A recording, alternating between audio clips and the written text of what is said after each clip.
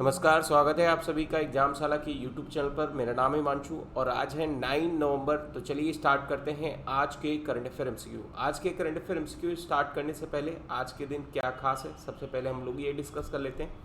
तो आज 9 नवंबर को है लीगल सर्विस डे। जी हाँ, लीगल सर्विस डे को यानी हर साल 9 नवंबर को ऑब्जर्व किया जाता है और ये इंडिया में ही सिर्फ ऑब्जर्व किया जाता है, इसको वर्ल्ड लेवल पर मत लेके जाना, ठीक है। तो इसमें एक चीज़ ये नोटिस करना कि इस दिन क्या करना है, लीगल सर्विस डे के बारे में अवेयरनेस क्रिएट करना है कि जो लोगों को लीगल लिटरेसी का नॉलेज नहीं है उनको अवेकिंग कराना है ना, उनके पास लीगल लिटरेसी की कमी है तो उनको अवेयर करना बस। और ये जो है डे 1995 से यहाँ पर ऑब्जर्व किया जाता है। तो लीगल सर्विस डे को इस दिन ऑथराइज हुआ था, legal service authorised act enforce में आया था, उसी दिन के बाद इसे लीगल सर्विस डे के रूप में हम हर साल मनाते हैं।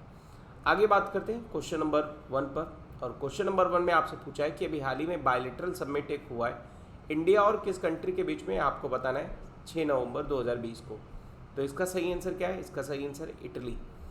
इंडिया और इटली के बीच में भी हाल ही में बायलैटरल समिट हुआ और ये 6 नवंबर 2020 को हुआ। इस समिट को अटेंड किया हमारे तरफ से प्राइम मिनिस्टर नरेंद्र मोदी ने, ठीक है, और इटली के प्रोफेसर यानी ग्यूसेप कॉन्टे, ठीक है। इसमें क्या हुआ, ब्रॉड लेवल पर बात हुई कि रिलेशनशिप हमारे यहाँ पर जो इंडिया और इटली के बीच में है उसको स्ट्रेंथ किया जाए, cooperation against the among global challenges जो हमारे प्रेजेंट टाइम पर हैं कोविड-19 से रिलेटेड, तो इसको लेकर किस तरीके से दोनों देशों के बीच में यहाँ पर कमिटमेंट हुई कि इसको हम लोग किस तरीके से हैंडल करेंगे, क्योंकि इटली में भी काफ़ी ज़्यादा केसेस हुए थे, आपको याद होगा, ठीक है।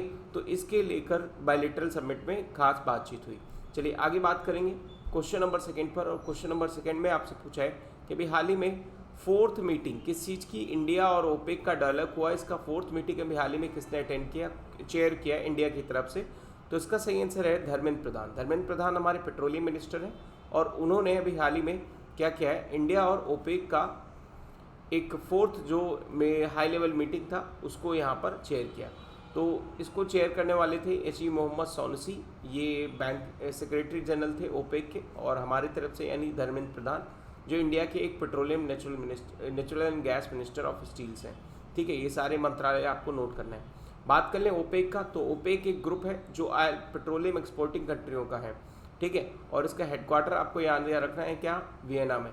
अगर आपसे पूछे कि इंडिया ओपेक का मेंबर है तो इंडिया ओपेक का मेंबर नहीं है, ये नोट कर लेना बात, ठीक है। वियना यानी ऑस्ट्रिया में इसका हेडक्वार्टर है, ठीक है, ऑस्ट्रिया में इसका हेडक्वार्टर है।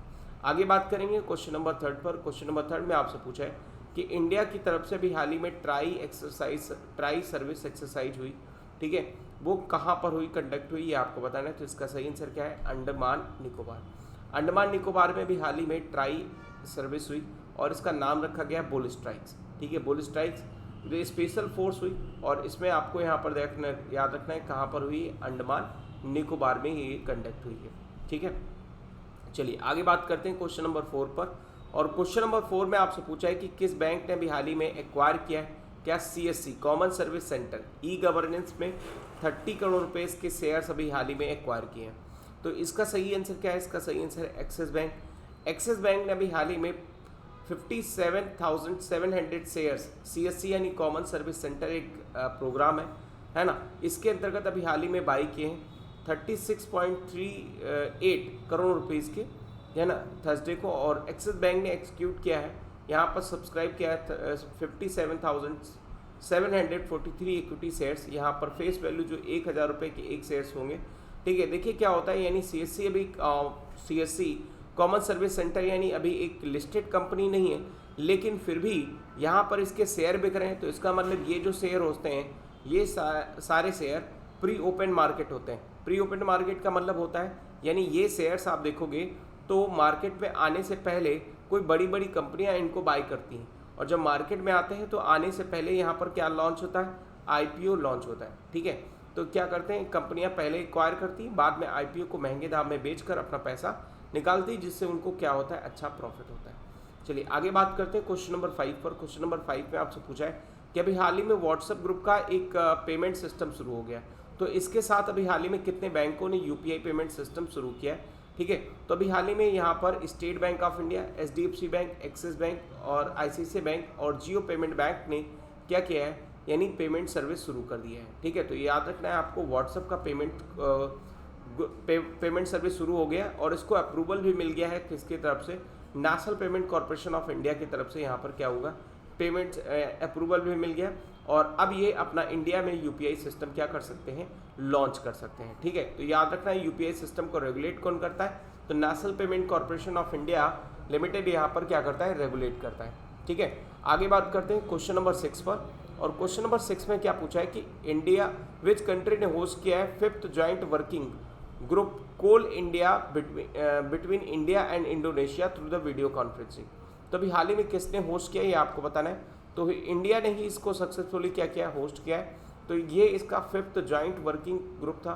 ठीक है, कोल बिटवीन द इंडिया और इंडोनेशिया के बीच में थ्रू द वीडियो कॉन्फ्रेंसिंग। और ये किस तरीके से travel restrictions on the covid pandemic पर लगे हुए, तो उनको किस तरीके से हटाया जाए। ठीक है, इस पर बात हुई।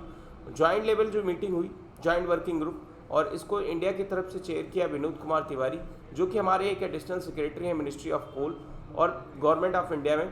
और उधर से बाई Johnson Pakhman, director of ministry of coal and the non tax revenue ministry of energy mineral sources republic of Indonesia, इन्होंने इसको क्या किया, चेयर किया। इंडोनेशिया की फटाफट आप राजधानी बताइए, क्या है राजधानी, फटाफट कमेंट सेक्शन में मेंशन करिए। और वहाँ पर किस इंटरनेशनल ऑर्गेनाइजेशन का हेडक्वार्टर है, जल्दी से कमेंट सेक्शन में मेंशन करिए। आगे बात करते हैं क्वेश्चन नंबर 7 पर। क्वेश्चन नंबर 7 में आपसे पूछा है कि अभी हाल ही में 2 दिन की एक कोस्टल सिक्योरिटी एक्सरसाइज हो रही है जिसका नाम है सागर कवच। तो कौन से स्टेट में हो रही है आपको बताना है। सागर कवच यानी सारे कोस्टल स्टेट, तो ये सारे कोस्टल स्टेट में आसाम तो कोस्टल स्टेट है नहीं, तो याद रखना है आपको। यहाँ पर ये कहाँ पर हो रही, पारादीप। पारादीप कोस्ट कहाँ पर है, ये आपका उड़ीसा में है। ठीक है, तो उड़ीसा में यहाँ पर, उड़ीसा और वेस्ट बंगाल कोस्ट पर यहाँ पर आप देखोगे सागर कवच एक्सरसाइज हो रही। और ये इसमें Indian Navy, Indian Coast Guard, Orissa police और लोकल फिशरमैन और फॉरेस्ट डिपार्टमेंट यहाँ पर क्या कर रहे हैं, एक्सरसाइज कर रहे हैं, जिसका नाम आपको याद रखना है, क्या है, सागर कवच। ठीक, आगे बात करते हैं क्वेश्चन नंबर 8 पर। और क्वेश्चन नंबर 8 में आपसे क्या पूछा है कि who has been the anonymously elected as the, कौन अभी हाल ही में किसको इलेक्ट किया गया है global dairy body international dairy federation की तरफ से, है ना, किसको अभी सिलेक्ट किया गया। तो इसका सही आंसर क्या है, इसका सही आंसर है दिलीप राठ। ठीक है, दिलीप राठ कौन है, दिलीप राठ है यानी NDDB यानी जिसको हम बोलते हैं नेशनल डेयरी डेवलपमेंट बोर्ड। इसका हेड ऑफिस कहाँ है, फटाफट मेंशन करिए, यानी इसका हेडक्वार्टर कहाँ है। तो ये चेयरमैन है और इनको अभी हाल ही में इलेक्ट किया गया कहाँ पर, global dairy body international dairy federation, मतलब इंटरनेशनल फेडरेशन में यहाँ पर इनको क्या किया गया है, इलेक्ट किया गया है। ठीक है, और ये एसोसिएटेड है, IDF से एसोसिएट रहेंगे 10 साल के लिए एज ए मेंबर सेक्रेटरी। ठीक है, ऑफ इंडियन नेशनल कमेटी, यानी इंडिया की तरफ से एज ए मेंबर सेक्रेटरी की तरफ से काम करेंगे।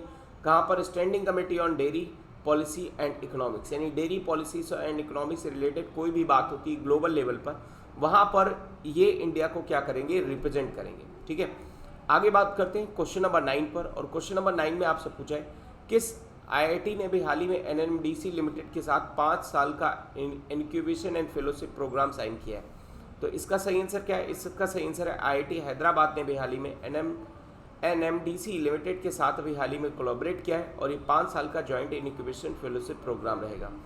इसके अंतर्गत क्या होगा, इसके अंतर्गत जो हमारे ये सपोर्ट प्रोग्राम करेगा, यानी ये इनिशिएटिव क्या करेगा, सपोर्ट प्रोवाइड करेगा डीप टेक स्टार्टअप, यानी जो भी स्टार्टअप हैं उनको क्या करना है, सपोर्ट प्रोवाइड करना। और साथ साथ में यहाँ पर फेलोशिप्स का भी प्रोग्राम चलाया जाएगा। स्टूडेंट जो भी काम करना चाहते हैं वो इसके अंतर्गत अप्लाई कर सकते हैं और विजिट कर सकते हैं ऑफिशियल साइट्स। नाइस प्रोग्राम, यहाँ पर एक प्रोग्राम ये दिया हुआ है नाइस प्रोग्राम। तो नाइस प्रोग्राम किससे रिलेटेड है, यहाँ पर याद रखना है नाइस प्रोग्राम, एक यहाँ पर टाइटल दिया गया। इसके अंतर्गत IIT हैदराबाद और NMDC मिलकर एक फेलोशिप प्रोग्राम चलाना चाह रहे हैं, जो भी स्टार्टअप होंगे उसको उसमें टेक्नोलॉजी सपोर्ट प्रोवाइड करेंगे। ठीक है, तो ये चीज़ याद रखना है आपको। चलिए आगे बात करते हैं क्वेश्चन नंबर 10 पर। और क्वेश्चन नंबर 10 में आपसे पूछा है कि किस बैंक ने अभी हाल ही में माइन कॉम्प्रिहेंसिव बैंकिंग प्रोग्राम शुरू किया है। तो इसका सही आंसर क्या है, इसका सही आंसर है यानी ICICI बैंक। ICICI बैंक ने भी हाल ही में क्या किया है, अभी हाल ही में माइन प्रोग्राम शुरू किया है। और ये माइन प्रोग्राम किसके लिए है, तो जो मिलेनियल कस्टमर हैं उनके लिए यहाँ पर है, ये क्या है, age bracket in the 18 years to 35 years, है ना। और इसको हाल ही में कहा गया है आईसीआईसीआई बैंक माई, यानी जो मिलेनियल कस्टमर है। तो इंडिया का यहाँ पर पहला ये बैंक है जिसने भी हाल ही में ये लॉन्च किया है। और ये इसमें क्या होगा, mobile first highly personalised experience led banking experience to the millennial customer, यानी जो हमारे पास मिलेनियल कस्टमर्स हैं उनके लिए यहाँ पर एक बैंकिंग ऐप होगा जो हाईली पर्सनलाइज्ड होगा, उसमें अच्छी तरीके से पर्सनलाइज चीज़ें रखी होंगी। मतलब पर्सनलाइज चीज़ों का मतलब यहाँ पर है कि उनके लिए जो बैंकिंग सिस्टम है वो यूज करना काफ़ी होगा, आसान हो जाएगा।